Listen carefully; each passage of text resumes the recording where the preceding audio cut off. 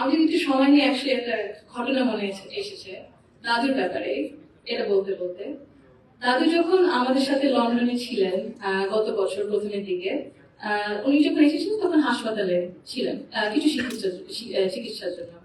ওখানে বিভিন্ন দেশ থেকে নার্স ছিল, ডাক্তার ছিলেন, এবং একটি নার্স ছিলেন নাইজেরিয়া থেকে, নাইজেরিয়া ওয়েস্ট আফ্রিকাতে। আম্মা আব্বা একদিন দাদুকে সকাল সকাল দেখতে গেছিল। নার্স তারপরে বলেছে যে, ও আমি তো আপনার মাকে চিনেছি। আম্মু বললো, কিভাবে? আপনার মায়ের প্রথম ইলেক্টেড প্রাইম মিনিস্টার বাংলাদেশের না? আম্মু আব্বু তো অবাক, হ্যাঁ আপনি কিভাবে জানেন? তো নার্স তারপরে বললো যে, আপনাদের যে উনি যে এত কিছু করেছেন এই মেয়েদের শিক্ষার জন্য, specially primary education, food for education, math for education, এগুলো আমাদের সরকার ওই 35-30 বছর আগে দেখে ইমপ্লিমেন্ট করেছিল।